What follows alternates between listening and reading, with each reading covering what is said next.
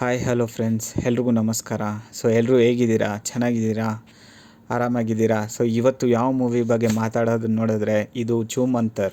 So ಈ movie ಬಂದು 2025 10th ಜನವರಿಗೆ release ಆಗಿರೋಂಥ ಈ ಮೂವಿ. ಆ್ಯಕ್ಚುಲಿ ನಾನು ಒಂದು ಮಾತು ಹೇಳ್ಬೇಕಂದ್ರೆ, ಯಾವುದ್ಯಾವುದೋ ಮೂವಿಗಳು 5-6 ಲ್ಯಾಂಗ್ವೇಜಲ್ಲಿ ರಿಲೀಸ್ ಮಾಡ್ತೀರಾ. ಸೊ ಬಟ್ ಇಂಥದ್ದೊಂದು ಮೂವಿ 5-6 ಲ್ಯಾಂಗ್ವೇಜಲ್ಲಿ ತಮಿಳು, ಕನ್ನಡ, ತೆಲುಗು, ಹಿಂದಿ ಮತ್ತು ಇನ್ನೂ ಹಲವಾರು ಲ್ಯಾಂಗ್ವೇಜ್ಗಳಲ್ಲಿ ರಿಲೀಸ್ ಮಾಡಬೇಕು. ಸೊ ಅಂಥ ಮೂವಿ ಇದು. ಅಷ್ಟು ಚೆನ್ನಾಗಿದೆ. ನಿಮಗೆ ಬೋರ್ ಅಂತೂ ಶುದ್ಧವಾಗಿ ಆಗಲ್ಲ. ಎಂಟರ್ಟೈನ್ಮೆಂಟು ಪಕ್ಕ ಇದೆ. ಚಿಕನ್ನ ಕಾಮಿಡಿ ಮತ್ತು ಶರಣ್ಗೆ ಇಬ್ಬರಿಗೇನು ಮ್ಯಾಚ್ ಆಗುತ್ತೆ ಕಾಮಿಡಿ. ಮತ್ತು ಇದರಲ್ಲಿ 4 ಜನ ಜೊತೆಗೆ ಇರ್ತಾರೆ. ಸೊ ಚೆನ್ನಾಗಿ ಮಾಡಿದ್ದಾರೆ. ಸೂಪರಾಗಿ ಪ್ರತಿಯೊಬ್ಬರದ್ದು ಆ್ಯಕ್ಟಿಂಗ್ ಸೂಪರಾಗಿದೆ. ಆ್ಯಂಡ್ ನವನೀತ್ ಅವರು ಡೈರೆಕ್ಟರ್ ಮಾಡಿರೋದು. ಆ್ಯಂಡ್ ಸ್ಟೋರಿ ಮತ್ತು ಪ್ರತಿಯೊಂದೂ ಅವ್ರದ್ದಾಗಿರೋದ್ರಿಂದ ಅವ್ರ ಕೆಲಸನ ಮಾಡಿ ತೋರಿಸಿದ್ದಾರೆ.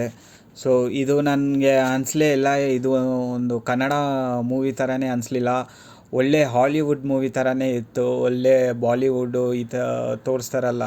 ಸೊ ಕ್ಯಾಮ್ರಾ ಕ್ವಾಲಿಟಿ ಮತ್ತು ತೆಗೆದಿರೋ ಲೊಕೇಶನ್ನು ಸಖತ್ತಾಗಿತ್ತು. ನನಗಂತೂ ತುಂಬ ಇಷ್ಟ ಆಯಿತು. ನಿಮ್ಗೆ ಹೇಗೆ ಅನ್ನಿಸ್ತು ಅಂತ ನೀವು ಕಮೆಂಟ್ ಸೆಕ್ಷನಲ್ಲಿ ಕಮೆಂಟ್ ಮಾಡಿ. ಆ್ಯಂಡ್ ಮೊದಲನೇದಾಗಿ ಈ ಸಿನಿಮಾ ಬಂದು ಯಾರಿಗೂ ಬೋರ್ ಆಗಂಗೆ ಇಲ್ಲ.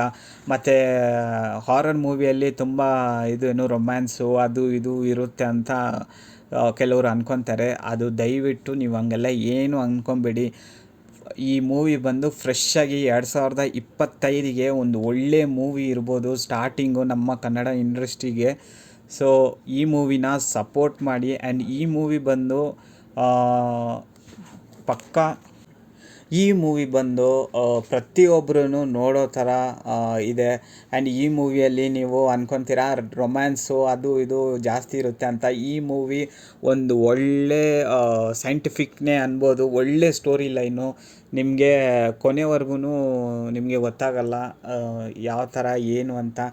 ಆ್ಯಂಡ್ ಈ ಮೂವಿ ಬಗ್ಗೆ ಹೇಳ್ಬೇಕಂದ್ರೆ ಅದಿತಿ ಪ್ರಭುದೇವ ಮೇಡಮ್ದು ಅವ್ರದ್ದು ಆ್ಯಕ್ಟಿಂಗು ಚೆನ್ನಾಗಿದೆ. ಆ್ಯಂಡ್ ಅವರೇ ಇದರಲ್ಲಿ ಚಿಕ್ಕ ಮಗು ಇರ್ತಾರೆ 2004ರಲ್ಲಿ. ಸೊ 2024 ಅವರು ದೊಡ್ಡವರಾಗಿರ್ತಾರೆ. ಅದೇ ಇದು ಸ್ಟೋರಿ.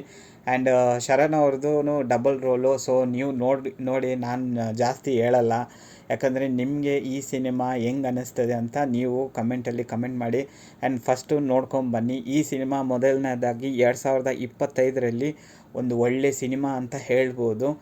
ಸೊ ದಯವಿಟ್ಟು ಎಲ್ಲರೂ ನೋಡಿ ಸಿನಿಮಾನ ಎಂಜಾಯ್ ಮಾಡಿ. ಆ್ಯಂಡ್ ಕನ್ನಡ ಸಿನಿಮಾನ ಇದೇ ಥರ ನಾವು ಬೆಳೆಸಿದ್ರೆ ಕನ್ನಡ ಸಿನಿಮಾ ಇಂಡಸ್ಟ್ರಿ ಅವ್ರಿಗೇನು